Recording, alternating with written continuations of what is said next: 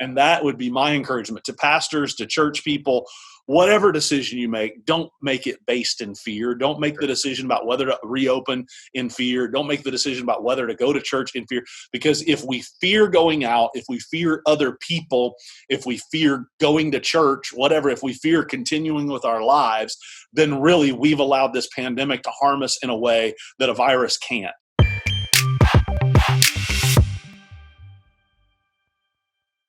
Got David Wigington here, longtime Stone Table board member, pastor in the Indiana area, but also in full disclosure, also my brother-in-law and my friend and really my pastor of sorts, kind of a spiritual covering for me, even personally, keeps me in line, puts me in spiritual timeout when I need to go there. Anyway, we wanted to talk a little bit, David. I know because you've been obviously deeply impacted, like every pastor across the country, with this coronavirus shutdown and churches being closed, moving online, all of the things that churches are dealing with. But you've been very, very strategic about the process and how you've dealt with it. So I guess we just go back to the beginning for a second with this. With this coronavirus, when did Cornerstone make the decision to shut down, and really how did your congregation respond to it initially back in March? So we had our last in-person services on March the 8th. We had a conversation 2 weeks prior in our team meeting that we thought there was a possibility that we might have to discontinue in-person services. But we kind of thought we had till about the end of March. We were just kind of guessing. And we had a staff meeting on the 11th, which was, our normal staff meetings are on Wednesday. So we had staff meetings, on the 11th of March. And we fully anticipated being able to have service that next Sunday. Right. And then the state came out and made an announcement on Thursday afternoon. And it kind of shrunk really, really quickly. They were going from, no crowds bigger than 250 to no crowds bigger than 50. Right. And right. we were trying to figure out if we could make any of those happen. And then all of a sudden it went to no crowds bigger than 10, right. All in the matter of about 48 hours, it seemed like. And so we actually found out late Thursday night, and so we made the decision. We put out a video on Friday and made the decision to discontinue in-person services. So we not only had our last in-person service, but we had it not really knowing that it was going to be our last. A lot of churches, because of the way their states made announcements and delayed implementation, were kind of allowed one last shot to make adjustments and things. So we literally found out on Thursday night, no in-person services. Friday made the announcement, and then made accommodations for our service, youth service, kids service, all of those things. So I got to watch the process unfold, but your team really jumped in and learned to innovate fast. I mean, so what did you guys do to kind of innovate and recreate yourself in this context? Sure. Well, I described to somebody this way. This is my 25th year of lead pastoral ministry. And it's almost as if on, March the 12th, somebody said, forget everything you've learned in those 25 years and you have 48 hours to relearn it. And so we were already doing online. Thankfully, we've been doing online church for about 7 years. And so we had a bit of a head start on a lot of people, although our online services, was not something that would be a replacement for in-person church in any way, shape, or form. And so we just kind of had to relearn how to do all of that stuff.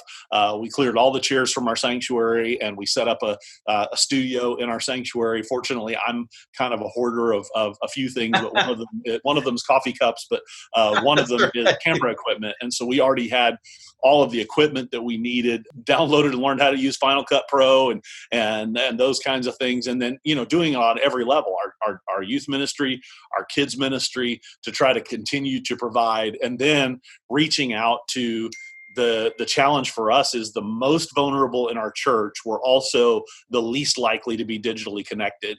Right. And so reaching out to those folks, making sure that somehow, some way they had access. We actually bought a couple of devices for a couple of older people in our church that didn't have a way to access online service, and we didn't want them to be or to feel completely isolated. And so we did a real quick training of showing them how to get it, putting some buttons on the home screen, so all they had to do was turn it on and push a button and off they went. At this point, what might be most interesting to a lot of folks is how you're reopening. I mean, you guys just had your first in-person service this last Sunday, which was really the first Sunday that was allowed by the state government. Mm-hmm. But I think going back probably 4-6 weeks ago, you really developed a plan with your team.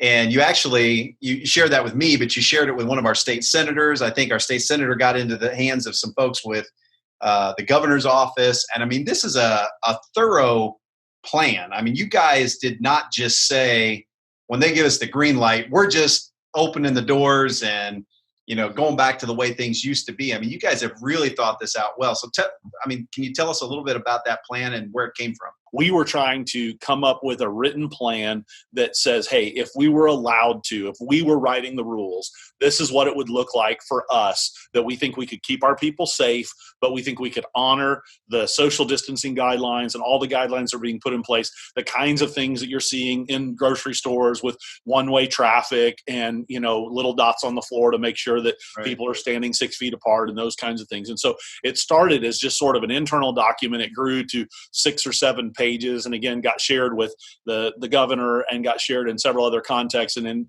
ended up getting shared with really several hundred churches. But it really was just designed as an internal document for us of, hey, if they opened up and said there were no rules, what rules would we self-impose? So that what we've been saying is, when we closed or when we discontinued in-person services, we did so out of love for our community, out of love for our church. And when we reopen, we want to reopen with those same principles.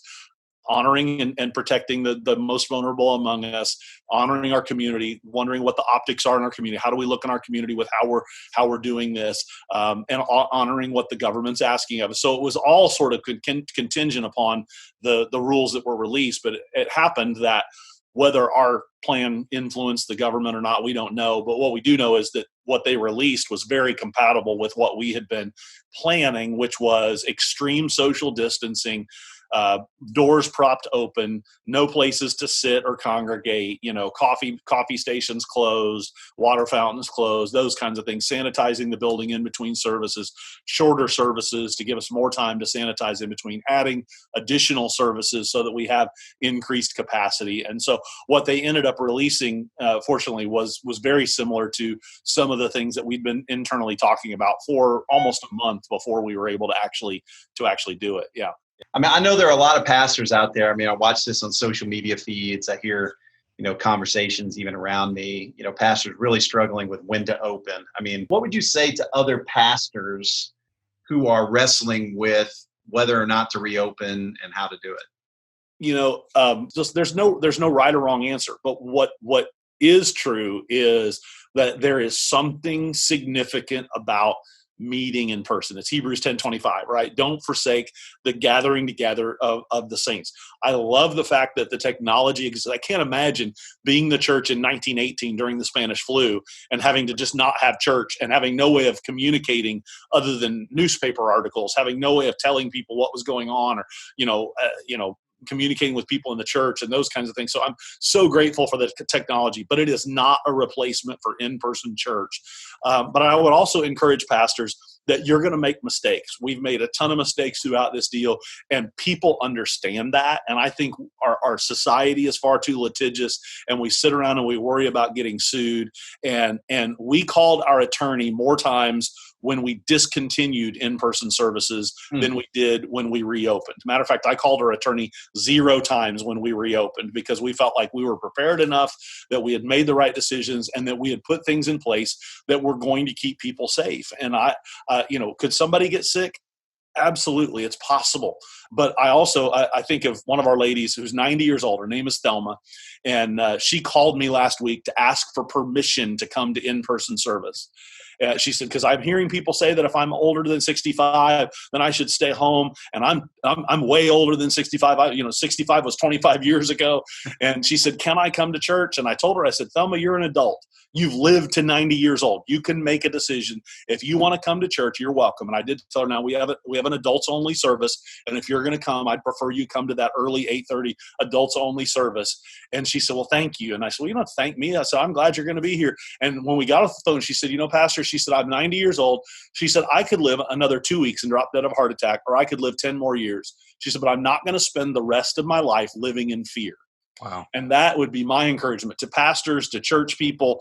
Whatever decision you make, don't make it based in fear. Don't make the decision about whether to reopen in fear. Don't make the decision about whether to go to church in fear. Because if we fear going out, if we fear other people, if we fear going to church, whatever, if we fear continuing with our lives, then really we've allowed this pandemic to harm us in a way that a virus can't.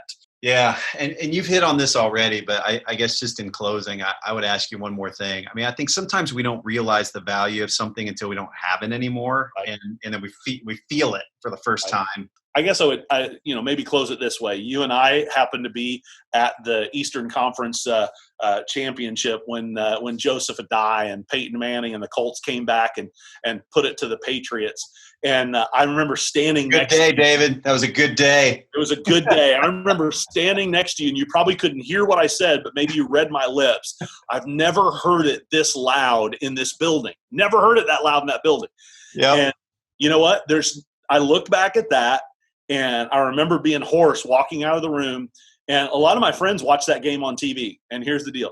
It wasn't the same as being in the room. Yeah, it wasn't the same as being in the room.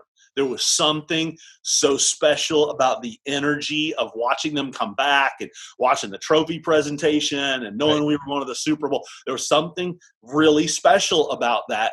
And that's a football game.